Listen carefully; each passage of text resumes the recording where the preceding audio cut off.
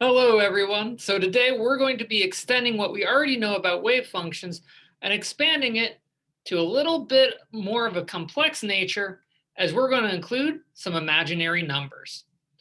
So one of the big things that we need to keep in mind is that a wave function doesn't actually need to exist solely in terms of real numbers. So it's actually possible to have an imaginary component, but we still have to satisfy those same four constraints that we had previously. The two big ones that we want to focus on is first, we want to make sure that our wave function satisfies the Schrodinger equation. Because if it satisfies the Schrodinger equation, this means that it's also going to have all those four conditions for the Schrodinger equation. It's going to be continuous, should be non-infinite, and should produce real results. So let's go ahead and try and apply the Schrodinger equation to a wave function with an imaginary component. So one classic possibility is just taking our old sine kx wave function, and now we're just going to make it imaginary, throw an I in front of it.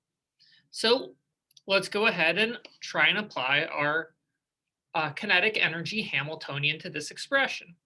So when we do this, we're going to be having to take the second derivative of our wave function. Well, in this case, our I just pops right out in front of the derivative. And otherwise, we have the same process. The second derivative of sine kx is just going to be negative k squared sine kx. So in this case, all that's happened is I've added an extra I that shows up on the left, but also shows up on the right. So it turns out it isn't actually going to affect my energy at all. So throwing an imaginary number gives me the same energy as not including the imaginary number, at least when we're dealing with sine. This won't always be the truth, but it's true often enough. However, we have another key condition we also need to satisfy. We also want to always make sure that our wave function generates a real positive probability density. So this means that our probability density should always be positive. There's no way I can have a negative probability density, and if it's imaginary, it's also still right out. So let's go ahead and go back to our probability density. Our probability density is essentially the square of our wave function, but it's a little bit more than that. So previously we were able to treat it just as the square. In truth, what it is we're taking our wave function times its complex conjugate. Now, we really need to take a bit to figure out what the heck a complex conjugate is, and the answer is actually fairly straightforward. And it's simply that if I have a complex conjugate, anytime I have an I just turn it into a negative I. So thus, I sine kx has a complex conjugate of negative I sine kx. And one of the reasons why this is really important is because once I then multiply out this expression, what I have is negative I squared sine squared kx. But here's the big thing, because the definition of I is square root of negative 1. So the square of I is just going to be negative 1. So then negative 1 times negative 1, I get a nice value of 1. So thus, the probability density for I sine kx is just going to be sine squared kx. Now, one of the big things we can notice is that there is no imaginary numbers present. So this is a real solution, no imagination. And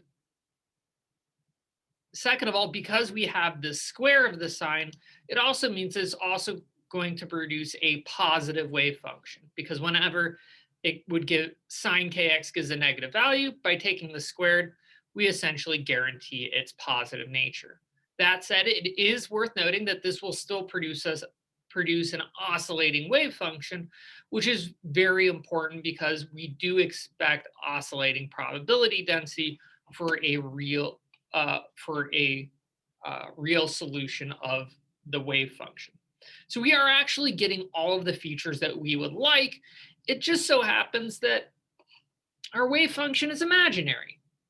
But again, this is why it's really important to remember that the wave function is just a mathematical convenience, and it doesn't represent any measurable phenomena.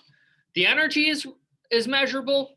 The probability density is measurable. The wave function is just going to be our oracle who tells us where we can get all of the rest of our information. However, we're now playing around with imaginary numbers, so we're going to need a couple of extra equations to help us out here. So one of the classic equations that we go to when trying to manage imaginary numbers is Euler's formula. So Euler's formula is a way to essentially try and relate imaginary exponential terms to trigonometric functions. So what we do is we start with the exponential of ix. So the exponential of an imaginary number times x. Well, it turns out that this gives us a value of cosine x plus I sine x. So it turns out we can generate using an imaginary exponential function, we can generate a pair of wave functions that are pair functions that oscillate in the real dimension and in the imaginary dimension. So using these imaginary exponentials, we can actually construct wave functions that are purely real or purely imaginary, or more often a combination of the two. Now, it is worth noting that it is kind of tricky to prove Euler's formula, but it has a lot of really great utility. Now, one of the best, most interesting consequences of Euler's formula is what's called Euler's identity. So it's really where we put in a value of pi for x. So then we have e to the I pi. But that means that our x's here and here also become pi. So we have cosine pi and I sine pi. Well, cosine pi is just the same as -1. And sine pi is 0. So what we have is -1 plus 0 gives us an answer of -1.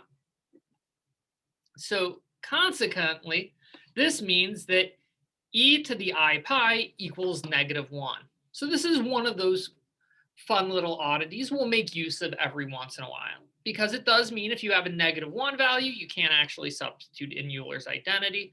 And again, it really, it's most famous because it encapsulates the 5 fundamental constants in mathematics: E, I, pi, the weirdness that is negative numbers, as well as the unity value, 1. So all of those get encapsulated in terms of Euler's identity.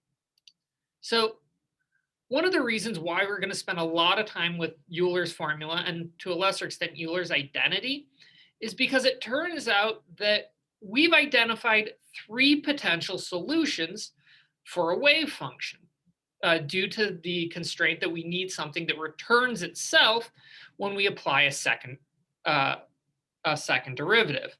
And those possible functions were sine, cosine, and exponentials. Well, ta-da, exponential, cosine, sine. They're all here. And it turns out that this is going to give us a way to relate these 3 functions, both in real and imaginary space. So there's a lot of utility. So one of the other things that's worth noting is we can take Euler's identity for a positive exponential, but it's worth noting that we also are going to have to deal with the complex conjugate of this exponential fairly frequently. So what we can then do is put in a negative value out front. So if I have a negative e to the negative ikx, well, what ends up happening is you can almost treat this like it's a negative I. So cosine x remains unchanged, but now my positive I becomes a negative I.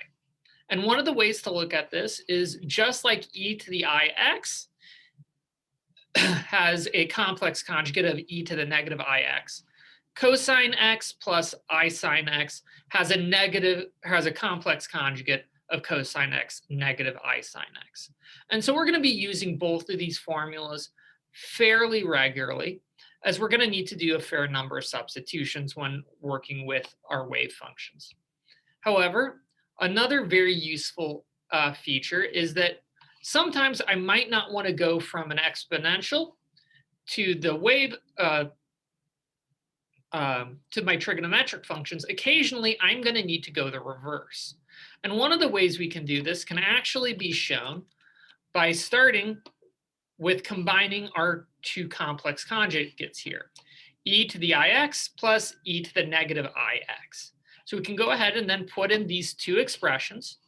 And then what we'll note is I sine x is going to cancel out with negative I sine x. And all that leaves us behind is 2 times cosine.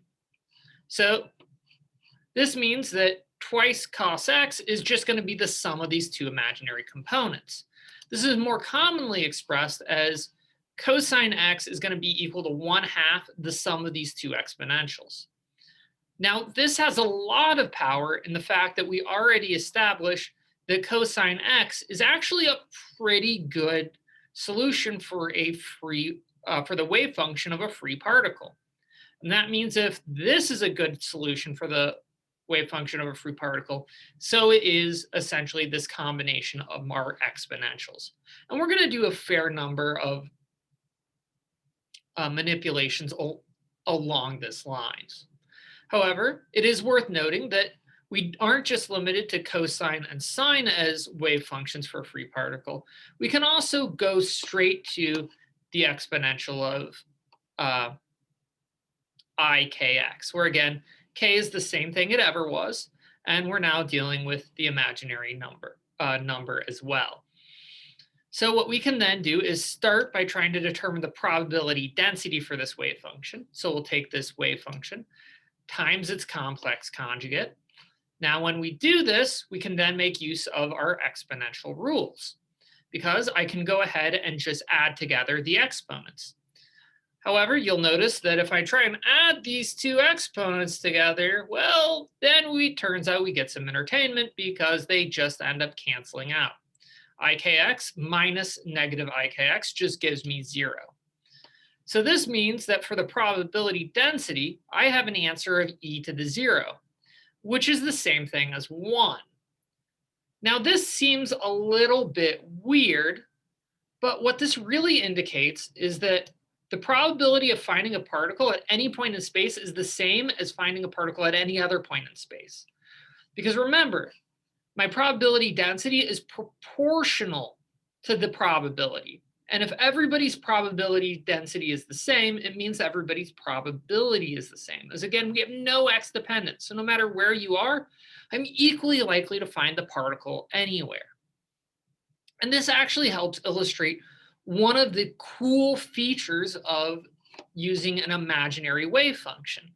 Because when I used cosine or sine, I had a probability density that varied. But in truth, when I'm dealing with, say, a free particle, I often have no preference for the particle to be at any given position. Any given position is actually equally likely. But the way we can have essentially a wave function with this constant density is by making use of our imaginary numbers, because they have these fun effects when I move into real space by taking a complex conjugate.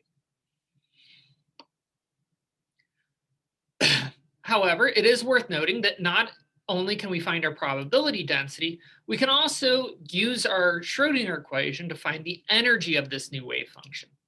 So we can start by doing the hard part of this expression, which is taking the second derivative of our exponential, which essentially is just going to bring I squared times k squared down above and leaving the core portion of my function unchanged, as it should. However, remember, I squared is the same as -1. So this means that my second derivative gives me negative k squared e to the ikx. Then we can apply the rest of our Schrodinger equation and our Hamiltonian, which is negative h bar squared over 2m. So my negatives cancel, and then I end up with h bar squared, k squared over 2m, and then I just return back my original exponential. Then what we need to do is remember, because this is the because this is a Schrodinger in an operator form, we should have returned back our wave function, which indeed we did, and that everything else is the energy. So this means that the energy for this wave function is going to be h bar squared times k squared over twice the mass of the particle. Now, hopefully this should look fairly familiar, because it turns out this is the same energy as for our wave function of I sine kx, which is the same energy as our wave function sine kx, which is the same energy as cosine kx and I cosine kx. So all five of these wave functions have the same identical energy, but it is worth noting that each one has slightly different probability densities. And this is something that is worth acknowledging as we move into further into our quantum mechanics, is that it's possible to have many different wave functions that all have the same energy. But we're going to need to focus a little bit more on probability densities. And most importantly, we need a way to move from probability densities, which again are proportional to the probability, to actually finding a way to talk about the probability itself. That will be next time. Until then, take care.